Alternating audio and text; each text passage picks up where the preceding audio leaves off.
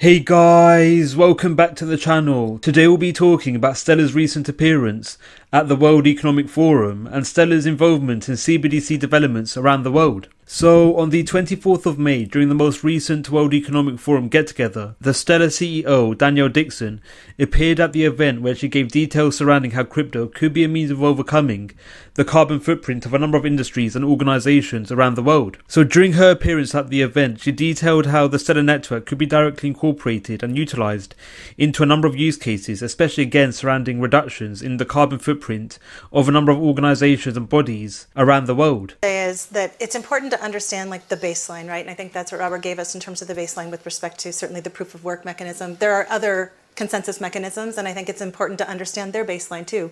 We just worked with PwC, and PwC is put together a framework for how to think about it. And you think about it as carbon output and then also an energy usage, and that's how they put together the framework that we looked at. And we certainly looked at Stellar to say, well, so what does that mean for us?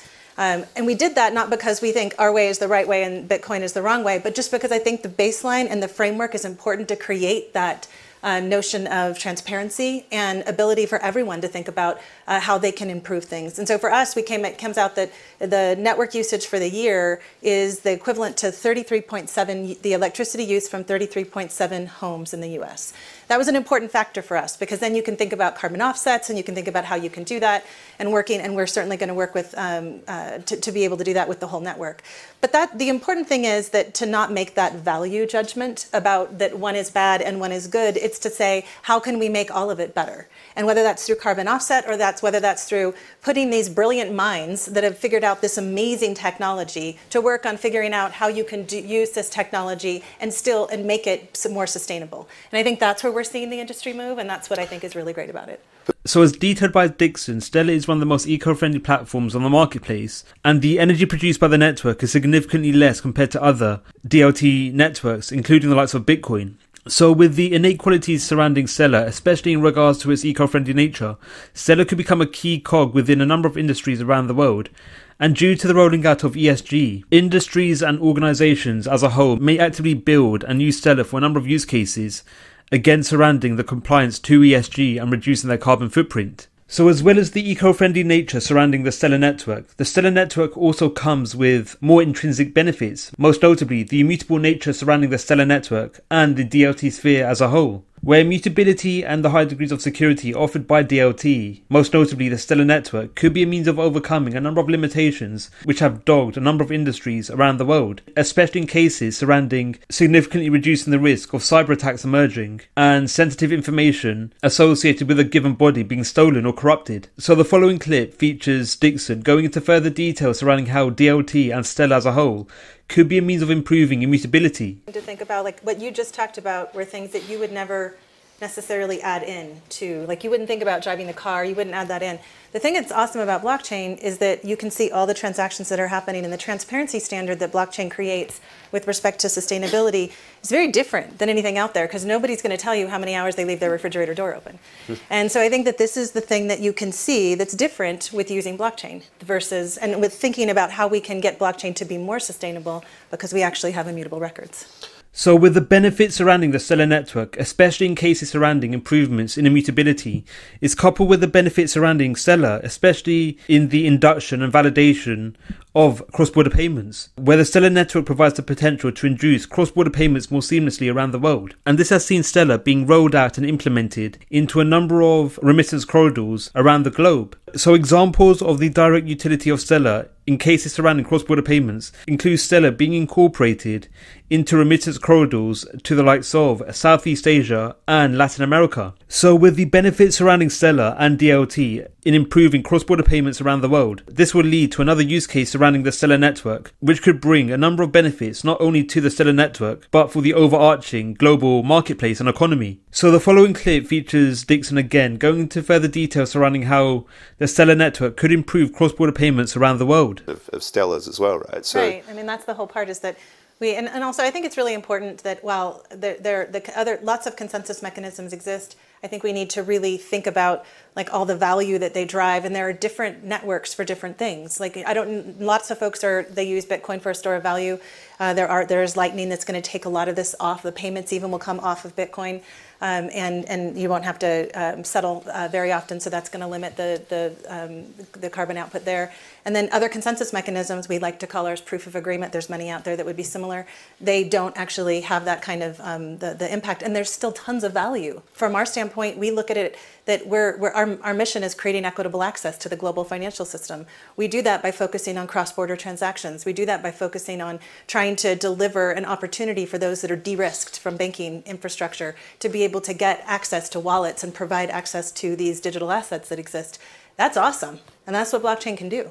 So with the number of benefits surrounding the Stellar network, which has led to the likes of the World Economic Forum promoting Stellar and inviting the Stellar CEO on its platform, indicates the long-term prospects and potential benefits the Stellar network could provide for a number of marketplaces and industries around the world. So as well as Danielle Dixon's appearance at the World Economic Forum, Dixon also provided details surrounding how Stellar is currently involved in cbdc developments around the world, where she tweeted details in regards to how Stellar are in direct collaboration and working with central banks in regards to cbdc developments. And this is coupled with Dixon also mentioning to how cbdcs could promote financial inclusion, and this paper was in response to the Federal Reserve's paper surrounding cbdc developments. So in the paper published by Stellar, again entitled "Can a CBDC Promote Financial Inclusion?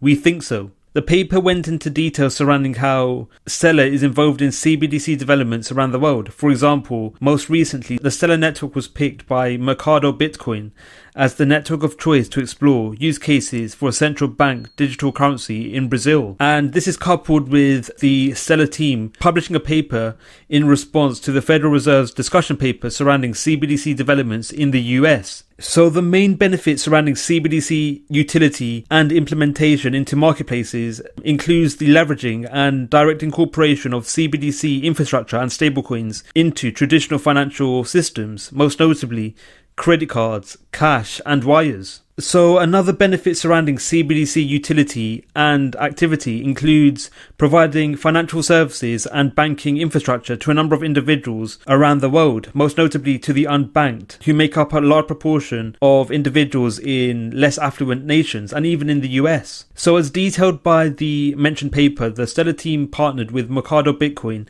surrounding developments to a Brazilian CBDC. So this development sees the Brazilian exchange Mercado Bitcoin announcing its partnership with the Stellar Development Foundation on Tuesday. The company said it intends to develop one of 9 projects selected by the Lift Challenge Real Digital, promoted by the Central Bank of Brazil. So this development will see the implementation and rolling out and the exploration of use cases surrounding a Brazilian CBDC, and how Mercado Bitcoin and in extension the Stellar network could be leveraged and utilized into improving CBDC infrastructure and services across the wider Brazilian marketplace. So in response to this development, the CEO of Mercado Bitcoin, Rinaldo Rabello, stated, "We are in a consortium of companies that have the structure and ambition to build robust solutions for the financial market through blockchain technology. Utilizing the Stellar network will allow us to deliver a complete case for evaluation by the central bank." So CBDC developments in Brazil is set to undergo a pilot scheme by the end of 2022. So with Stellar's involvement in CBDC developments in Brazil, this could be quite significant for the overarching Stellar network, as the potential implementation of Stellar in a number of financial activities within Brazil could be extremely bullish and exciting for the overarching Stellar network, as increases in the overall utility surrounding Stellar in the actualization of CBDC activities or the connectivity of traditional financial systems and CBDCs will mean that there will be invariable increases to the overall utility surrounding the Stellar network. And this will be extremely exciting and bullish for XLM token holders, as XLM will be the underlying crypto which validates transactions and actions which occur within the financial ecosystem within Brazil. And this will lead to sizable increases to the price of XLM, especially over the long run, and when CBDCs are rolled out across the wider Brazilian marketplace. So as mentioned by the article, the Stellar team also published a finding in regards to how CBDCs could improve financial activities which occur within the wider US marketplace and further afield. So this paper again was in response to the Federal Reserve detailing the potential benefits and limitations surrounding CBDCs. So in the paper published by Stellar, the Stellar team initially detailed to how CBDCs could improve financial inclusivity where they mention as to how 6.9% of individuals within the US are unbanked. So the rolling out of a CBDC could improve financial inclusivity, as CBDCs would be issued to every individual within a nation, most notably the US in this example. So individuals won't necessarily need to set up a bank account or other financial developments, where if individuals simply have a mobile phone or have access to an electronic device, they could have accessibility to a CBDC, and as a result, they'll have improved accessibility to banking and financial infrastructure around the world. So another development surrounding CBDCs, which could improve a number of developments, especially for individuals based in the US, includes reducing the costs surrounding merchant fees, where transaction fees and merchant fees make up a large proportion of the cost experienced by both merchants and for consumers. However, with the rolling out of a CBDC, which will be likely underpinned by DLT, DLT comes with a number of benefits, especially in cases surrounding reductions in the cost of validating transactions. So the low fee surrounding CBDC activities will bring another benefit to the overarching US marketplace. So another benefit detailed by the Stellar team included how a CBDC could improve cross-border payments around the world. So the paper mentioned as to how legacy cross-border payment infrastructure typically comes with high transaction fees, where the global average cost of cross-border payments remain high at 6.04% of the amount sent. And this is more than double the United Nations Sustainable Development Goal of 3%. So with the current high fees associated with cross-border payments, the direct utility of DLT infrastructure, including in this case the Stellar network, could be a means of overcoming this potential limitation, where the Stellar network comes with a number of benefits, especially in regards to reducing cross-border fees and costs. So if a CBDC system is built using the Stellar network or just a general DLT system, the fees associated with cross-border payments will be greatly reduced. And again, this will be beneficial for the wider US marketplace and for individuals who wish to send funds abroad, especially in cases surrounding the sending of remittances to family members who live in another nation. So as mentioned by Dixon in the previous clip, Stellar is primarily centered around improving cross-border payments around the world, most notably due to its high degrees of scalability and its cost-effective nature.